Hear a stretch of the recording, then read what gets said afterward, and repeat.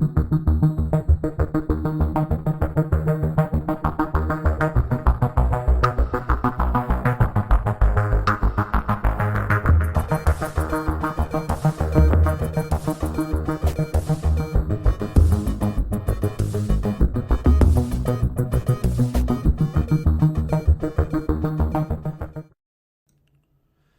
to the whirlpool of the unsolved. I'm the host, Frank. Thanks for tuning in. Here I talk about unsolved cases, mysteries, unsolved crimes, and more, from some of the most popular cases known to the ones that aren't really spoken much about. So I hope you enjoy the show. And today's episode, we will be talking about the case of Arnold Archambeau and Ruby Bruguier. Now, before I go into the summary of this episode and even into the episode in general, I apologize for not posting up newer content more consistently. I'm trying to work and all this stuff, but I'm going to do a better job of forcing myself to do more because I enjoy doing this. And no lie to you, this isn't the first time I'm actually recording this episode. I'm surprised because I thought I'd posted up part 1. This is going to be a 2-part episode for sure, and I'm just going to release them and you'll be able to have them as soon as possible, because in reality I did record the first part of this episode. It just kind of sucks the fact that I forgot to upload it and it was on my other PC, and having issues with PCs and stuff like that right now, looking to upgrade because of situations that I'm having with that. But I'm back at it again, and I'm working on numerous other podcasts. So I'm definitely going to try to stay occupied and consistent with the podcast, just because I feel like you guys enjoy it, and not only enjoy it, but I feel like this is something that I really, really want to do, and I got to get to a point where this is going to be something that I can do full time and enjoy doing it, rather than working a job, a 9 to 5 or retail, and just feel miserable doing it. So I'm gonna do a better job of making sure that I post up newer content for you guys to enjoy. If you guys do enjoy the podcast, the one thing that I do ask wholeheartedly is that you share with people that also listen to podcasts, because that'll help me out big time in really going forward with my plans on doing this full time. I appreciate that. I don't like asking favors, but in this case, this is definitely something I would like to do and continue to put out new content for you guys and other podcasts as well, because I'm thinking about doing one with just serial killers in general, which I've been planning that out for quite some time. So I'm looking forward to that as well. Hopefully this podcast can continue and grow in order for those projects to come into fruition. So I appreciate you guys for tuning in and consistently listening to the other episodes and just waiting for newer episodes. I really appreciate it big time. So with that said and out of the way, let's go ahead and get into this episode. It was a wild night. A night of drinking when something happened. They disappeared and later on found what happened. Their bodies are not together, yards away from the accident. But the issue was, the area was searched and they were never found until a few months later. Why? Were they taken? Did they walk away? What exactly happened here? So the victims that we're going to be talking about today is going to be Arnold Archambeau, Archambeau and Ruby Bruguier. They were a young couple, Arnold being 20 years old and Ruby being only 19 years old at the point of their fatal last, moments, sadly. The location of the incident, in this case, the incident happened at a remote intersection of Yankton Sioux, hopefully I'm pronouncing that correctly, Indian Reservation and Lakes Andes, South Dakota. The incident happened December 12th of 1992. Now, I'm not going to sit here and lie. When I was doing, it's been a while since I looked into this case because I had this written out for over a month. I'm not going to sit here and lie. In another case that I'm going to record as well. So we do have some cases back to back that you guys are going to be able to tune into. But this one, I actually went ahead and did this a few months ago, and this case caught my attention because of the weirdness of it. It almost reminded me of another case that we did, which was extremely strange. I'm here looking for it, and forgive me for all the clicking and stuff. I wish I had a more silent mouse. But it reminded me a little bit of the Blair Adams case. A little bit of the Blair Adams case, just because it was a little strange. And to be honest with you, it was a case that really caught my attention when I first read it. And normally that's how I end up choosing cases, is if I read it and it catches my attention, and this was definitely one of them. And the information that I was able to get was a good substantial amount, and I think that's why this episode is going to be a two-parter, just because all the information, I can probably put it into one episode, but then you're going to be listening about an hour and a half straight, and I like listening to podcasts as well, and when it's pushing an hour, it's almost hard for me to continue on, especially if I'm doing something. So let's go ahead and jump right into it. So what happened, going into this case. So going into this case and reading it, I couldn't hold myself from recording this episode. Like I said, it was something that caught my attention. It's a case with many questions and honestly little to no answers. So let's go ahead and get into it, okay? The morning of December the 12th of 1992, right, nearly 2 weeks before Christmas, an accident happened. Arnold Archambeau, 20, and Ruby Bruguier, 19, and Ruby's cousin, 17-year-old Tracy Dion, got into an accident where the car had flipped upside down. Now, before we get into a deeper dive of what happened after the accident, let's talk a little bit about what happened before, so prior to the accident, as well as a little bit about the victims, okay? Because we want to get an understanding of the victims and also what was going on prior to the accident. Now, Ruby and Arnold, they grew up with each other on the reservation, so they knew each other, okay? Meaning, they were raised around each other, they knew each other, they seen each other, okay? And they began to date in high school, which almost feels like the common thing to happen, right? Because you know each other, you're in the same reservation and all that stuff, it's almost bound to happen, right? While dating, they truly fell in love with one another. Arnold, though, did have a rough patch in life, very young. His mother passed away, unfortunately, when he was only 13 years old. After her passing, his aunt, Karen Tuttle, helped raise him. Like a caring guardian and someone she loved, she made sure to push Arnold in the right direction, making sure that he finished high school and got his diploma. From what we know, Arnold was a very nice kid. He never was in any real deep trouble, from what his aunt has said. And the reason why I want to bring that up and just kind of going into this a little bit, this is, something that I caught that caught my attention, at least from when I was researching and from what I was reading, is that he was a very nice kid and he was never in any real deep trouble. That kind of tells me that he may have, because on the other end of things, he was considered a popular kid in high school from what I read and from what we know. So popular, in fact, that he actually won prom king his senior year in high school. So this dude was super popular.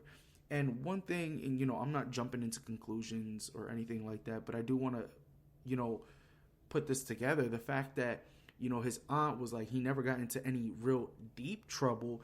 And on top of that he was popular, you knew he got into a little bit of trouble. Can't nobody tell me that a person that is popular, voted prom king, and his aunt saying, hey, he never really got into any deep trouble, doesn't mean that he's never got into any trouble. It was just nothing serious, nothing, well, from at least what we know, serious. Now, when it comes to Ruby, her father, Quentin Bruguier, said she was a gentle person. She was consistently laughing and joking with her friends and family. He also made known that she never said anything truly disrespectful or harsh to her parents. Ruby was also very honest, making sure that if she did something that wasn't right, she would let her family know. So far from what we know, at least from what's told by their families, is that they were good people. They were young, lively, and honest, and in love young adults. From what we're reading, there's nothing here that kind of points out to, them living a crazy wild life. Now, one thing that I can sit here and say, and this is the truth, we all have our secrets. We all carry something that we just don't talk to family about, or even friends, because those are our hidden secrets. So whether or not they had hidden secrets, it's on them. But from what I was reading, from what I understand, from what the family and friends were saying about this young couple, is that, you have somebody that was very popular, right? And somebody that never really got in trouble, ended up getting their high school diploma and stuff like that. And even though they went through a rough patch very young, losing their mother and everything like that, this guy doesn't sound like a bad guy. And then on top of that, you have Ruby, who is known to be a gentle, funny person that loves smiling and things like that, and is very, truthful and very forthcoming, and makes sure that she isn't lying for whatever reason. And if she is, she's coming back and saying the truth. This is from what we're reading, right? But like I said, I feel like everybody has a secret, something dark, everybody has something that we withhold from people we love, because that's a part of us. That is something that is only for us. So I wouldn't be surprised if they had something and we didn't know about it, or their family didn't know about it. And I'm just pointing that out because it kind of gets weirder as we move along, and that's something that I really want you guys to kind of pay attention and catch on. It's just my thought, okay? Now, in 1991, their love sprouted out, and it came in the form of their daughter, Erica Marie, okay? They ended up having a kid in 1991. They struggled in the very beginning, and even towards the end, from what I've read about this case, yet clearly they struggled because they were so young still, and yet to settle down in life. So yeah, they had a child. I'm not saying that they didn't love their daughter, Erica, but you got to think about it. These are two young adults just out of college. Just out of high school, basically. And they had a child, and they're trying to live their life. And I was a young father. I'm not gonna lie. I was 20 years old. I believe I was 20 years old when I had my daughter. And I'll tell you this: a lot of times when you're that young, you still haven't lived your life. You still haven't enjoyed that youth, and you end up having to understand that you have a higher responsibility. You have a greater responsibility, and you have to make changes in your life in order to take care of that. You know what I mean? And in this case, you can tell that they were struggling. And when I get further down into the case, you'll understand how, have an idea at least how they had to live their youth and what they had to do in order to do that and enjoy that. So, they had a daughter, she in 1991, the incident happened in 1992, and they were young. They were still going through it. They were still trying to get, their life together, even though they haven't settled down. But what can you expect? They're young, right? And now this leads us to the unfortunate event leading to their death. Now, on Saturday, December 11th of 1992, the trio of Arnold, Ruby, and Tracy, and remember Tracy is the cousin, were up all night, partying, drinking, enjoying themselves. Being as young as they were, they just wanted to enjoy it, okay? They just wanted to enjoy that time. Around 6 a.m. the next morning, they ended up back at Tracy's house. Now, remember, Tracy is Ruby's cousin. They had left Erica in the care of Tracy's father. Tracy's father stood up waiting for them to come by to pick up Erica. But he noticed that Arnold and the girls had been drinking, so he suggested that, they leave Erica with him till later that afternoon. As a father figure, I would understand, you want to wait until they sober up. they're pretty wasted. Ruby and Arnold then agreed, right? When heading out again, Tracy told her father she was going to go with Ruby and Arnold. So she's like, okay, the party hasn't ended. Ruby and Arnold is going back out. I want to go back out. Let's go, right? So she left with them. Okay, they then left, and this being the last time that actually Tracy's father sees, Erica's parents alive. Arnold and Ruby. A few minutes after they left Tracy's house, they got to the intersection. From Tracy's recollection of the incident, the accident, she said that they looked around before making a left turn. They didn't notice any cars when Arnold went to go for a left turn. That's when apparently and unfortunately the car lost control and spun out. Now, what may have happened, if you ever heard of black ice is a real thing. Like, that is not a joke. And in my mind, when they said that they lost control, a part of me sits there and says, it probably was black ice, because if there was no cars around and you're making a left turn and it's, during December in I think it was North Dakota, or South Dakota, regardless of what, you're in the Midwest or even up north in general, like in the East Coast or whatever the case may be. The truth of the matter is this: where it snows and rains, there's ice, and there's something called black ice, and that's a real thing. You never really notice it until you hit it, and that is the scariest thing that can possibly happen. And being that they were, under the influence of alcohol, I'm pretty sure the reaction time to catch on or hit the brakes or something didn't really click in immediately, okay? That's my personal opinion on the fact of how the car may have flipped. Now, from Tracy's recollection of that night, she said that no car was around when Arnold hit the gas to accelerate. But let's be honest as well. The fact that they had been drinking all that night is hard to exactly believe her as well. Just because, like I said, those things happen. It can be, like I said, they were under the influence. So not only black ice is one of those things, but it can also be that a car did, hit them or something like that. Especially as weird as this case gets. I'm just being honest. Anything is like, you can account for anything at this point. She blacked out for a moment and remembered being upside down, with both Ruby and herself screaming for help. She then noticed that Arnold wasn't any longer in the car, with Ruby yelling out, "Oh my God," while repeatedly hitting the car in frustration. Now, at this moment, I believe they have gotten a bit sober, because let's be honest here, in situations like this, adrenaline becomes the main force taking over your body. And that's, I've been in situations where I've, drunk alcohol and, drank alcohol and something happened and my mind is, I'm almost sober or something else. Like, that does happen. When adrenaline kicks in, it's possible to lose that, okay? Now, a few moments after the outbreak of frustration, Ruby had the door next to her slightly open, enough for her to slide out of the car. Now, things get a bit strange here. When Ruby goes towards the door to try and get out, the door slams on her. Well, not Ruby.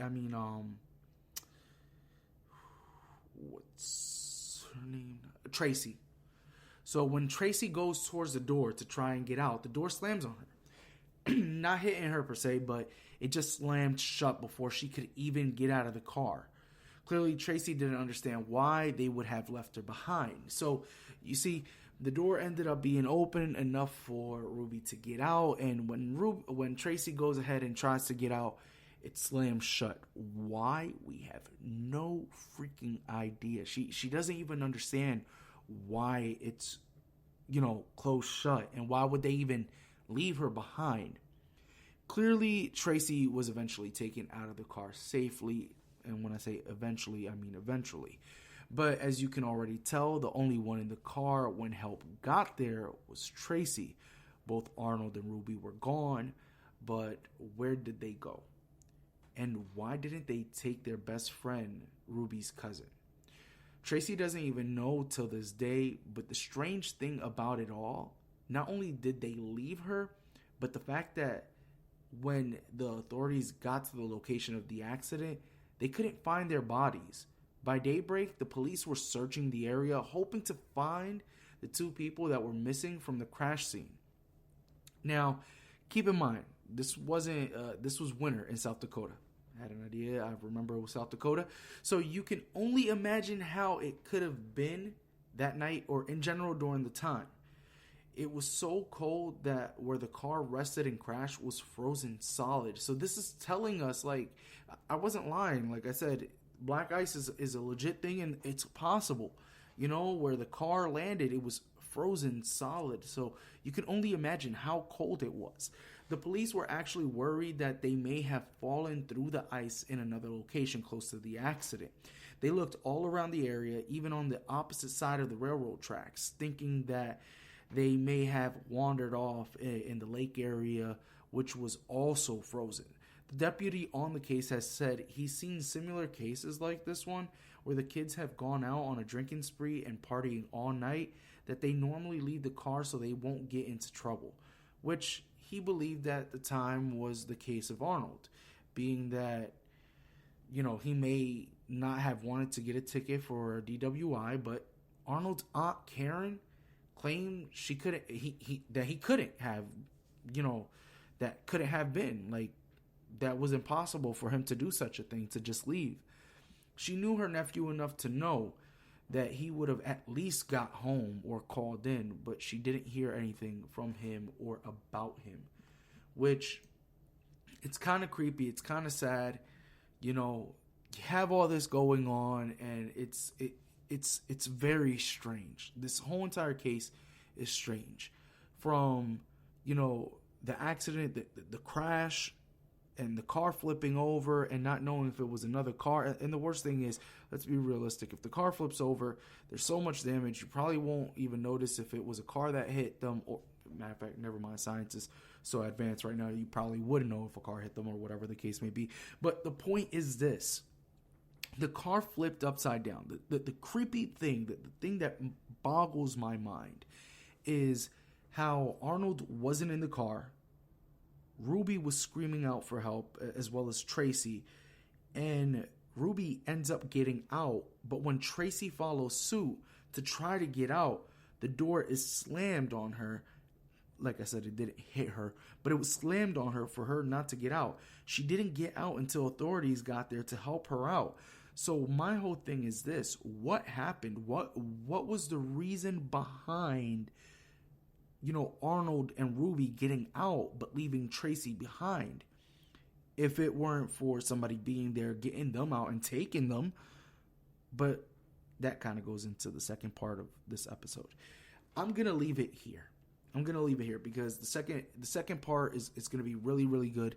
Second part, we're going to talk about, you know, everything else from what Ruby mother thinks and what happens with the police and the search of, you know, bodies possibly showing up. I'm going to say no. You guys have an idea what may have happened here. And if you don't know about this case, then just stay tuned for part 2, because part 2 is going to come out the following week. Well, next week. So you guys are definitely going to want to stay tuned to hear it and get a better idea of what happened to them. And there's so much mystery with this case because there is no guaranteed answer. And that's what caught my attention when it came to this case. And that's why I enjoyed researching it and wanting to share it with you guys, because it's definitely one of those cases that makes you want to listen and understand what's going on. So with all that being said, I hope you enjoyed this episode of Whirlpool of the Unsolved. Check in next week for part 2 of this episode, and make sure that you like the podcast and follow the social media pages: Instagram at Whirlpool of the Unsolved Podcast, Twitter at WOT Unsolved Pod, and the Facebook page. Till next time, peace.